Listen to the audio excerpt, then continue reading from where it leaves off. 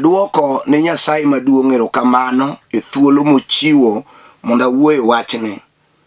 Nyinga gin Bishop Samuel Maroche Ogola, mawuod Asembo Kanyakala, kede korwa ilora jego kanyo Rambugu School.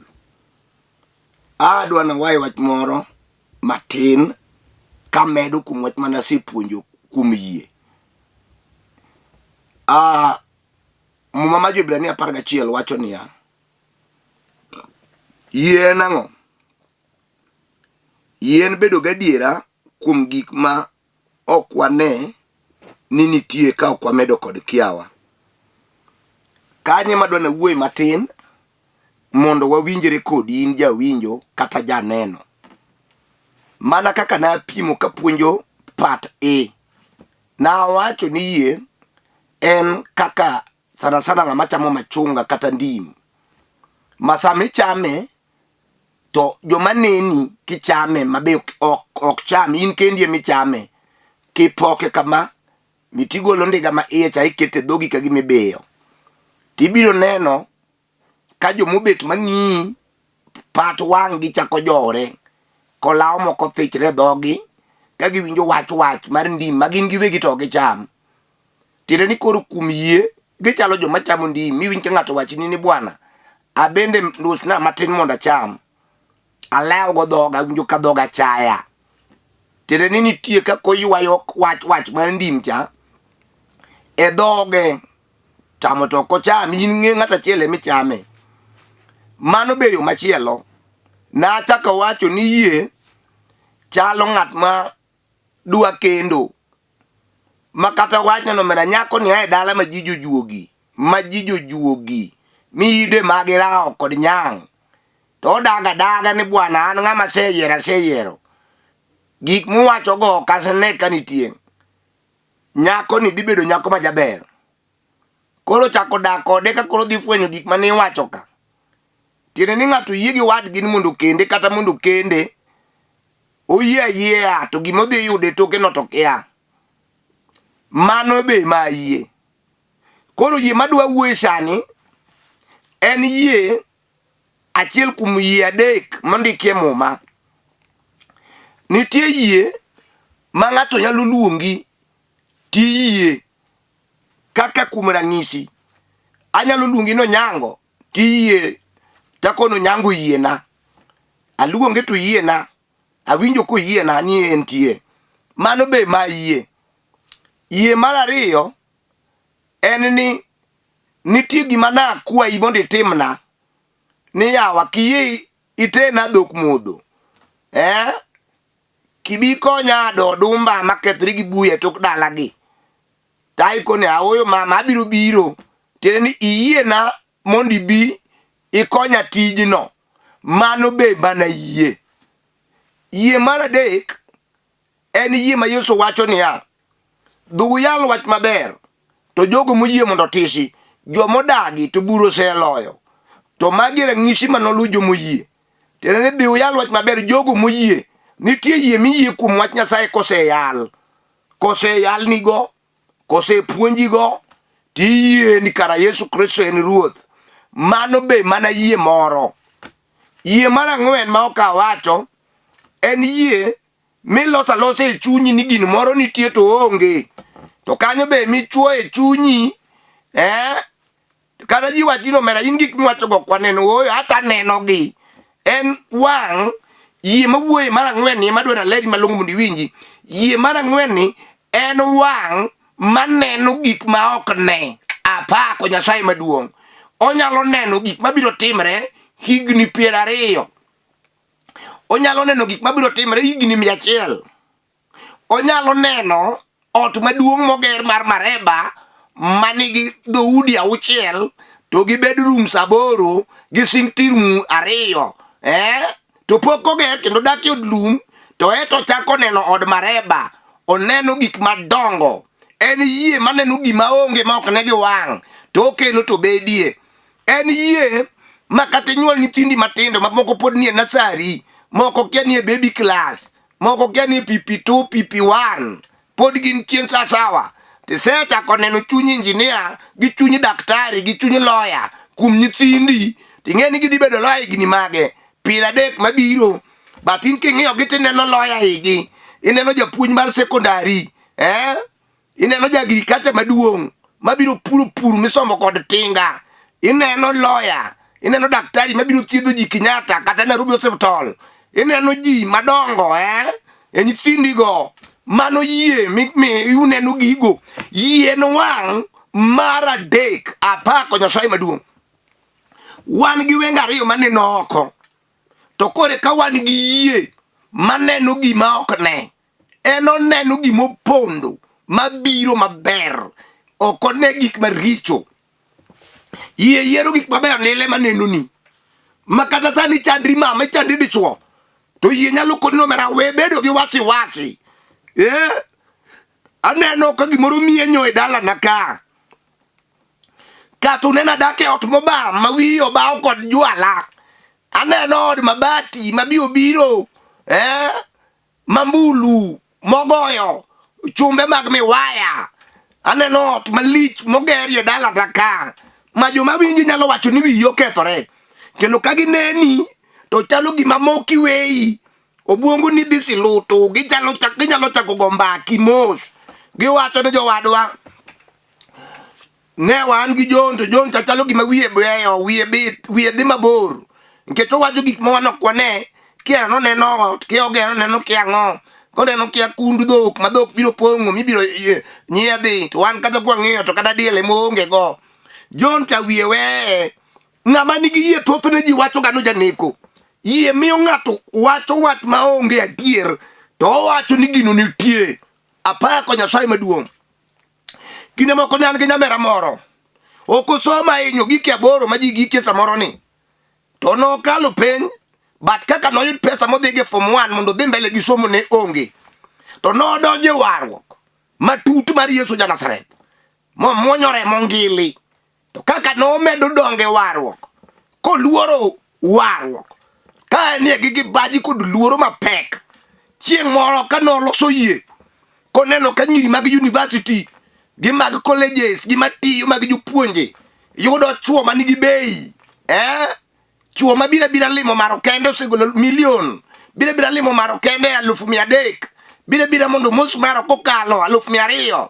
To nyako ni noko ne jowadwa, anto kasomo, abende chuora dhi biro magol pesni madongo, Nyasaye dhi kelone dichuo manigi pesa, to awe no tugo karo loso yie. Tadira samo ya wachnie sama nyamera ni loso arus madichuo biro kiloso arus ke pre-wedding go, no chopo gi mitoka malich ma joma ne nie mitingo buok okoni to mang'o madhi mbele ka. Chieng' arus ya wachnie, nyako no tingi chopa kitere arus, chopa ndege kopie paw sikul, kore kikawe mos gi net kitere kama arus timore.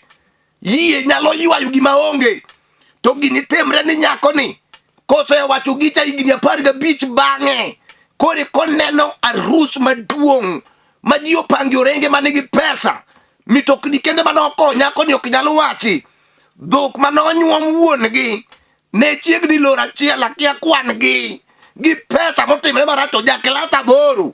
Yie nyalo kelo gima ok ne gi wang' michak wuoye to pod obor. Apako Mesea, apako Yesu. Yie ok dwaro ng'ama rikni, yie dwaro ng'ama rito.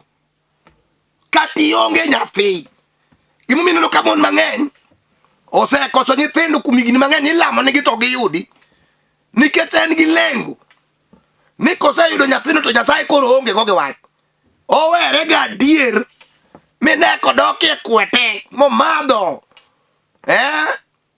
konge miketo mibiyo gi jwala. Nyathino oseyudo gima nodwaro to onge go gi wach.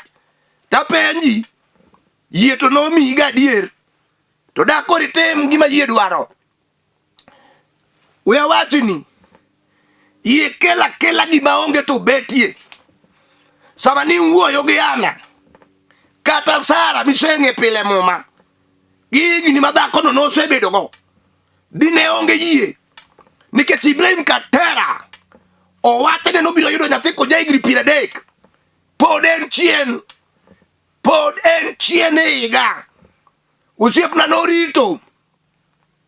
Odonjo higni 40, 50, 60, 70. Chiemo 100. Pod en gi yie ni wach Nyasaye ok riambi. Kata chiege nodhi moluwore gi weche mag rikni mokawo Hagar. To Ibrahim pod ne nigi yie ni Nyasache ok riambi. Yie nokelo Isaka. Bang' higni turi, yie biro mos. Yie bade ratego. Makata gigi mang'eny mokwame e pi ataro ngala. Okwame kut piny. Nimo kadhi e pi. Yie nyalo rie lwete. Ma yie maki. Mine kodhuolre malo wi pi. Yie ono. We ang'isi kaka ilose. Ichako neno gi maoni. Ichako bedo gi maono magi gik mabiro timore. Madongo. Nyalo wuok e dalani. Chiemo rane piny Ugenya. Akalo sigomre matin kadhi malo. Tayudo jaduong' moro kona niya. Nyiga 4 pok onyuom. To gin ka chuo gi te. To onge kata diel. Mosedonjo dalana ka. Takona jaduong'. Aneno dhok. Kabiro dalani. Nyasaye nomiya wang' mar adek. Maneno dhok misembo. Nakone jaduong'. Kaw beti. Dhi ng'ol go loch 4. Loji ikel ka. Noringe bungu Araka. Ka yie sunde. Yie. Ong'olo loch 4. Opadho gi mokelo. Kone ni nyari maduong' ibiro ket dere kacha. Nyari maluwe ibiro ket dere kacha. Asiemo gi kamano di 4. Tawinjo ka yie wuoyo. Kona ni wudo gola wachne. Nine. Ka okiga ni orumo. Gibiro chako nyombo. Ne wane dala no dwe mar 4. Ka chopo Desemba. Or maduong' ogo report. Abiro nyombo.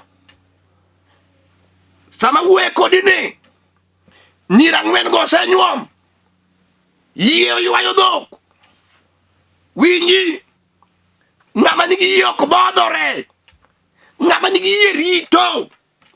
Kuom Nyasaye.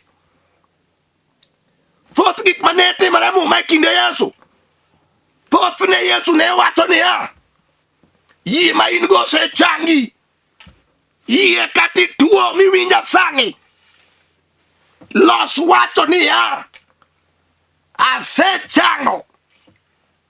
Yie onge wach mar biro.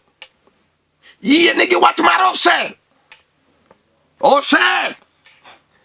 Kata podi chieme tago. Wach ni Nyasaye osegwedha. Kati wuotho gi tiendi kadiel.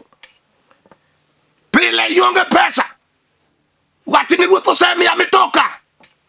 Ne mitoka midwaro. Nene mabor kuom yie. Yie ywayo. Gima ok negi wang' to kelo.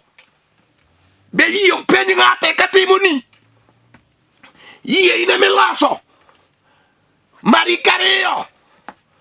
Wacho ni kane Yesu nitie. Dala mar Bethania. To ang' chwo 4 gi jatuo mathanyo mako. Otuo dende. Giparo. Wadhi timo nang'o?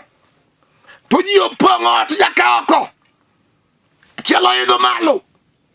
Opo wi tado. Yie sunde. Nika. Wadhiro jalni mochopo kuom Yesu.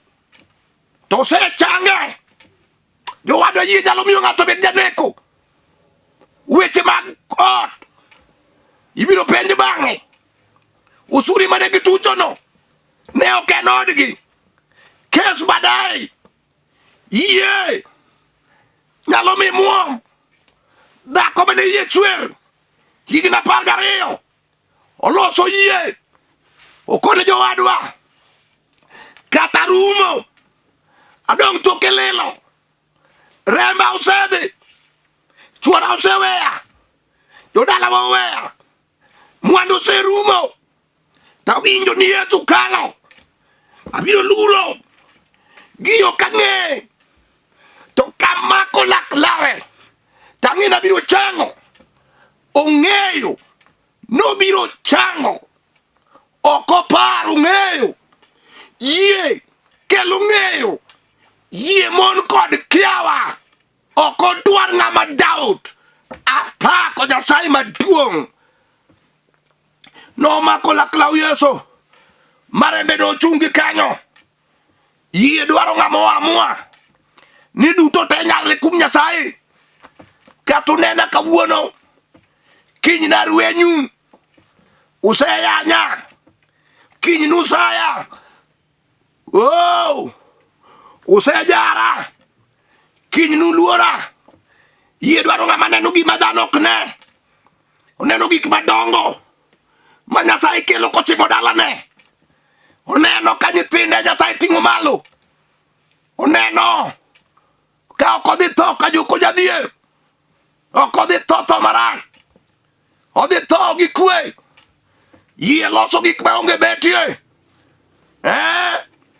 kata onyuolie gund dhier gund chan en dhier masekuto ma kata jogweng' ong'eyo ni ng'aka ng'ane to dhier gima ber minyalo yudie onge we wachnie kata ichal kamano unindo kech gi nyithindi urwako lewni moyiech to losie yie aneno ka lewni Nyasaye kelo mang'eny midwa rwako michaki mi jogweng' aneno chiemo mikelo gi bage madongo koting'e but bag mitoka yie ywayo gima onge to kelo aneno nyaka kendi pok inyiedho dhiang' madherie dalano yie ywayo dhok sani marwedhi gi mamon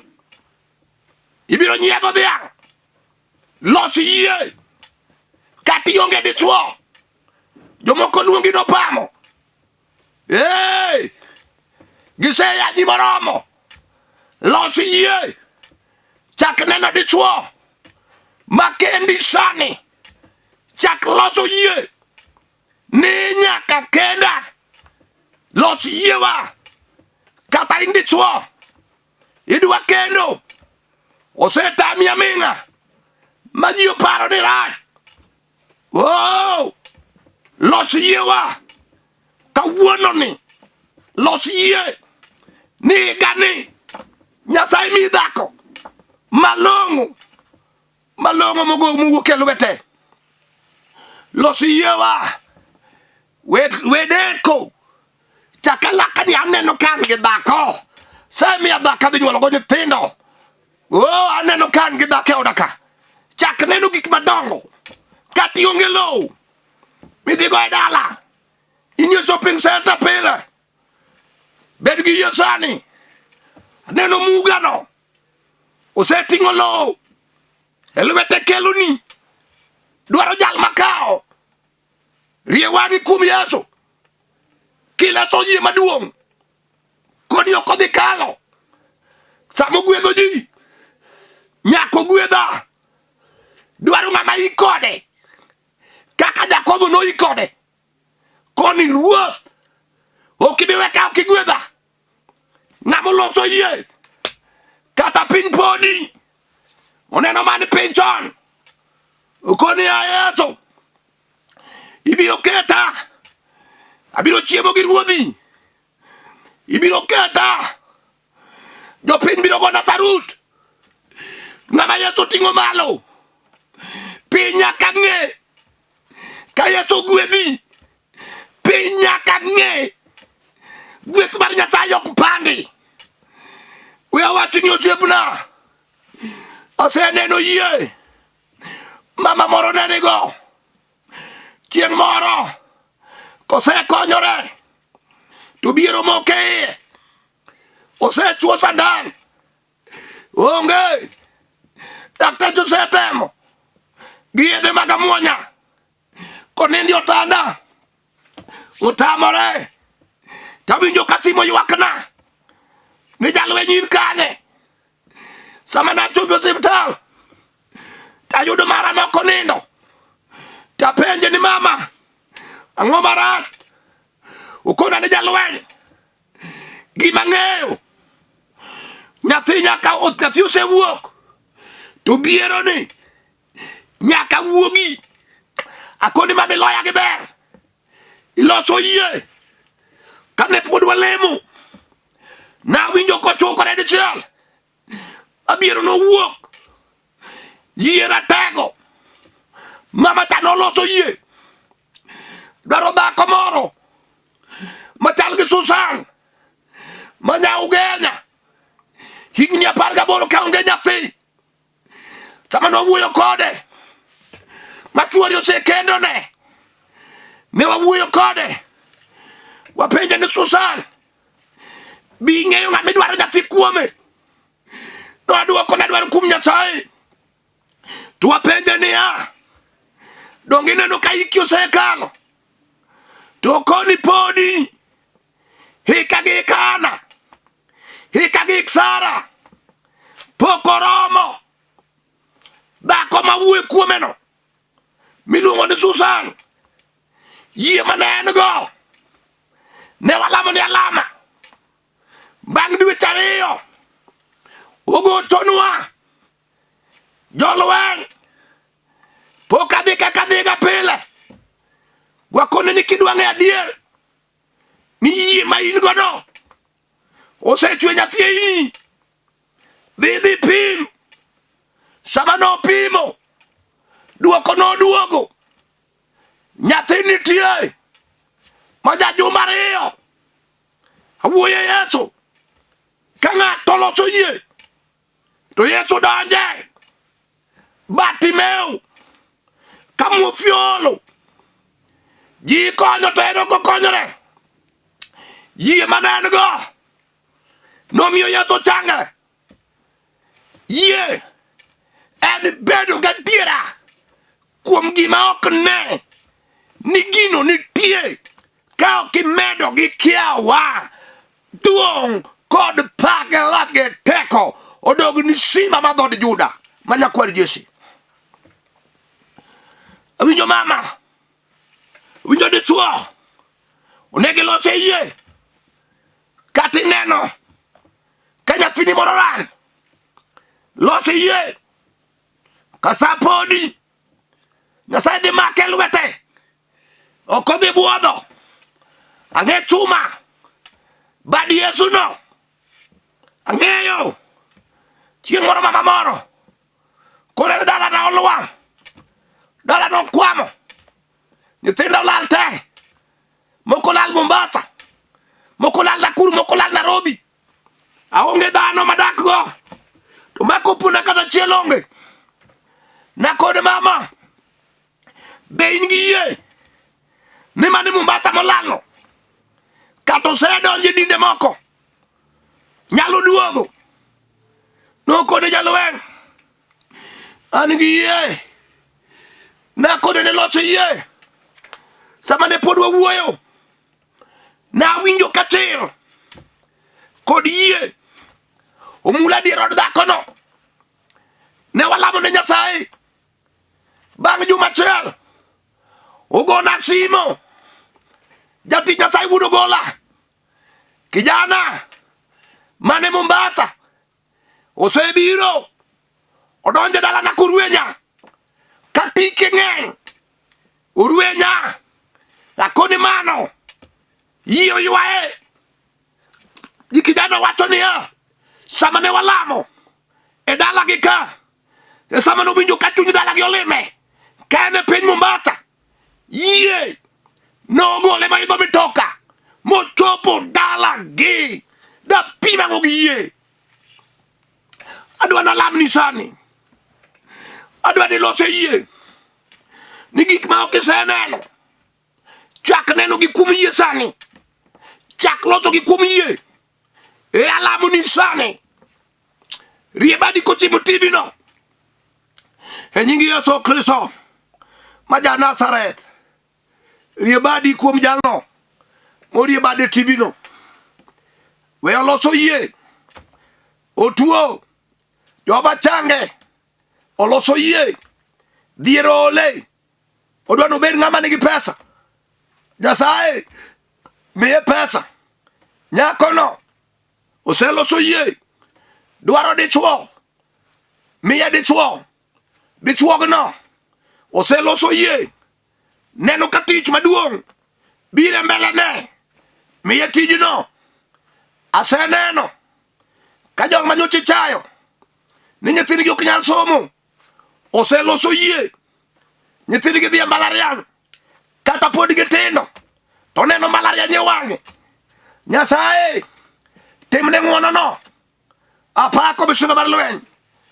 Parna mama monyuola Helido wino nyalang'o kanie piny Rambugu Kanyakala kotoyo kanyo. Parna go parna George. Nyasaye manyakwar Katina kanie piny Rambugu parno dire Jamesi mawuodo Rando kanie piny Rambugu kanyo mondi nenago. Parna chiega Masalin Maroche kanie piny Nairobi Kabiria. Parna Nyasembo Wera kalalo bat Nyasaye piny Nairobi. Parna Sadrak mawuod game. Parna ke Elvin Odhiambo bende mawuod game kayalo Kibera at the finished work at Calvary. Kanisa no gi puombi maduong' e Kenya mangima. Apaki nikech wuotho timo gik madongo ni jomo yie. Nyasaye parie Dielman kadi Kibera kod chiege manyage Masumbi chung'na gi dichuogno war chunye riebadi kuome dalane kod ode gi nyithinde. Apako Nyasaye maduong'. Erokamano. Parna Joshua mawuod Nun kanie piny Kibera mawuod Ugenya. Iparna nyako Rua Chief Apostle. Nyasaye iparna nyako Uko Ayubu kayalo wachnie piny Kibera Send Shadrach Send Meshach itimne ng'wono. Parna Ramogi TV. Parna Lolwe TV. Nyasaye timne ng'wono. Ipar ng'ata ng'ato. Ipar Nick. Ipar Lolwe kamora mora ma entie. Nyasaye joma winje gi joma nene imi gweth kidi ting malo e Lolwe ka. Kidwaro ni mondo ior SMS mondo yud gik mwandiko to mae gik mibiro oro. Ori 7:19:20 ibiro neno ka messages mag muma biro ni. Kedi biro neno ka messages mag muma biro ni. Mora midwaro. Odiochieng' waoro ni. To mano nyalo misom kendi ng'e gik mantie e muma. En 7:19:20. Kiseoro mano e namba no tibiro neno ka nitie quote kata andiko mar muma mabiro ni.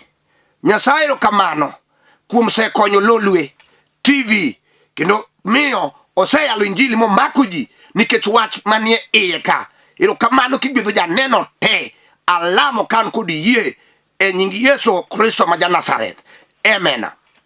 Nyinga gin Bishop Samuel Maroche. An wuod Ogola aja Sembo Kanyakala kendo kidhi korwa tilora jego. Gisani tatiyo tich Nyasaye Nairobi ka kamiluongo ni Kibera ilor kamiluongo no Olympic. Nyasaye otimonwa ng'wono kanye ma kanisa nitie maduong' mar headquarter Olympic kanyo. To mae namba ma kapo ni dwara tigochona en 07 400 87 57 5 07 400 87 57 5. Kigo namba no tiyuda kendo wuoyo kodi mang'eny kamora mora gi sasa mantie. Erokamano ni Nyasaye kendo erokamano ni Lolwe TV. Nyasaye mondo gwedhi e nying Yesu Kristo Ruodhwa. Shalom, shalom, shalom.